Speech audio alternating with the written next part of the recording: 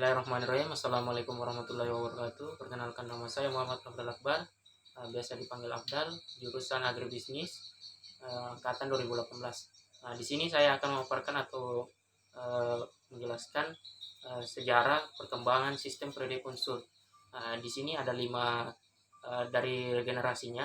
Yang pertama, Anthony Lavoisier. Anthony Lavoisier, ilmuwan yang bernama Anthony, mengelompokkan unsur kimia berdasarkan kemiripan sifat zat.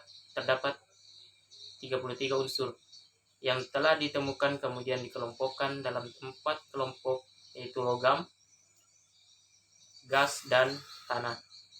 Untuk yang kedua, teori de Brenner, ilmuwan yang bernama John mengelompokkan unsur kimia berdasarkan kemiripan sifat dan kenaikan massa atom, menyatakan bahwa massa unsur yang berada di tengah merupakan rata-rata dari massa unsur berada di tepi kiri dan kanan.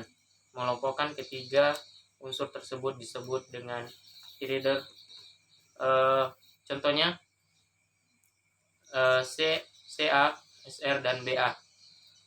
Maka massa atom Sr merupakan rata-rata massa atom Ca dan massa atom Ba. Nomor massa Ca 40, nomor massa Ba 137, nomor massa Sr 40 tambah 135 per 2 sama dengan 88,5. Jadi sifat unsur Sr akan mirip dengan unsur Ca dan unsur Ba. Kelemahan hukum Treat-Daber adalah tidak dapat mengklarifikasi unsur-unsur yang jumlahnya banyak dan mirip. Yang ketiga, Octave Newland. Pada tahun 1965, John Newlands mengelompokkan unsur berdasarkan kenaikan nomor massa atom. Setelah disusun, Newlands menemukan adanya kemiripan antara unsur pertama dengan unsur ke depan, unsur kedua, dan unsur 9, dan seterusnya. Pola yang terbentuk ini seperti tetangga lagu membentukkan suatu oktav 8, yang berarti tetangga lagu di ke-8 bunyinya yang sama dengan tanggapan lagu pertama, naik 7 tangga, akan tetapi mudanya lebih tinggi. Oleh karena itu dinamakan dengan hukum oktav Newlands. Hukum oktav dari Newlands tidak dapat digunakan untuk semua unsur karena mempunyai kelemahan, yaitu hukum oktav hanya sesuai dengan unsur dengan massa atom kecil, sedangkan untuk unsur dengan massa atom besar ketika disusun tidak terjadi pengulangan sifat sesuai hukum oktav. Misalnya Mn tidak mirip dengan P, Fe tidak mirip dengan Ss, dan Cr tidak mirip dengan Al. Yang keempat, sistem periodik modern. Sistem periodik model. Pada tahun 1869, ilmuwan Dimitri menyusun unsur suatu secara mendatar berdasarkan menurun kenaikan massa atom relatifnya dan yang memiliki kemiripan sifat diletakkan di bawah unsur sebelumnya. Leib menyusun sistem periodik unsur dengan cara memanfaatkan unsur ke dalam bentuk baris dan kolom yang disebut sistem periodik.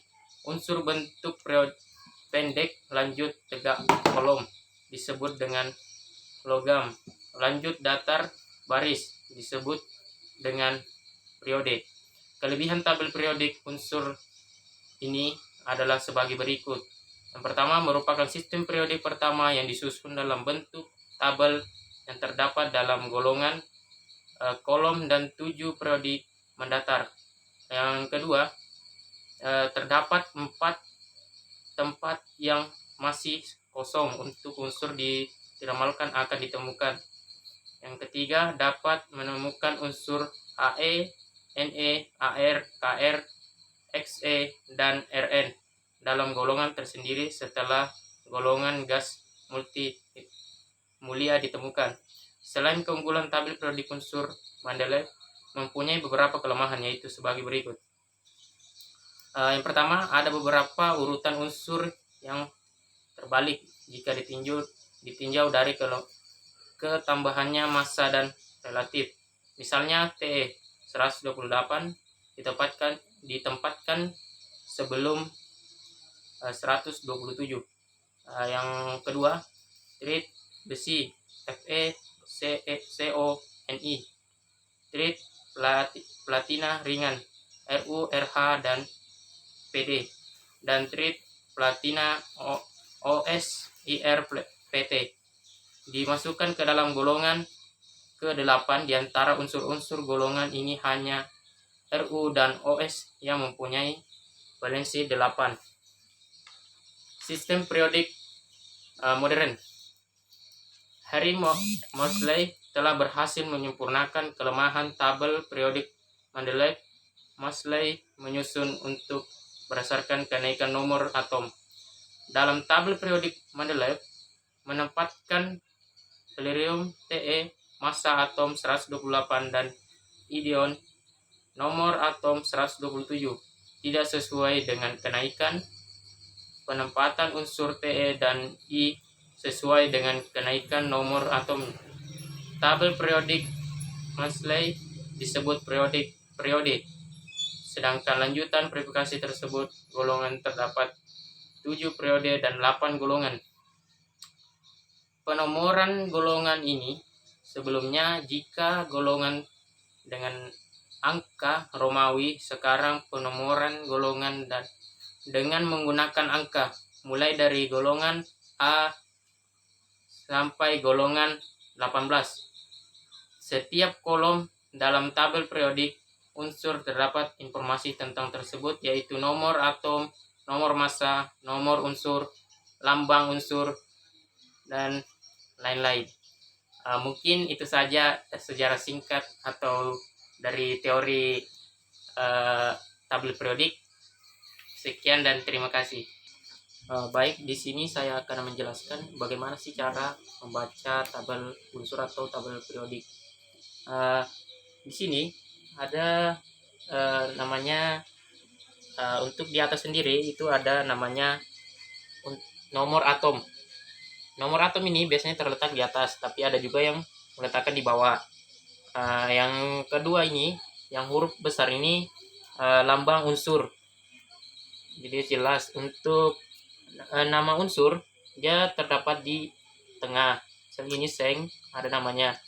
Untuk di sini tabel ada 7 periode. Untuk yang periode pertama itu memiliki dua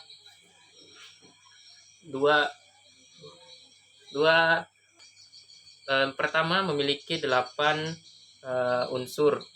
Yang di golongan kolom kedua atau baris kedua memiliki 8 unsur. Untuk yang ketiga memiliki 8. Untuk yang keempat memiliki 8 unsur. Yang tabel kelima memiliki 18 unsur juga. Untuk yang tabel baris ke-6 memiliki 32 unsur, dan yang tabel ke-7 memiliki 32 unsur. Perbedaan warna di sini yaitu di sini ada tiga warna. Di warna pertama itu menunjukkan bahwa biru muda itu zat padat. Untuk yang berwarna pink yaitu zat gas, dan yang kuning menunjukkan zat cair. Baik, mungkin itu saja yang bisa saya sampaikan dari 2 materi yang tadi, dari sejarah perkembangan sistem periodik unsur dan cara membaca tabel periodik. Saya ucapkan terima kasih. Wabillahi taufiq wal hidayah. Wassalamualaikum warahmatullahi wabarakatuh.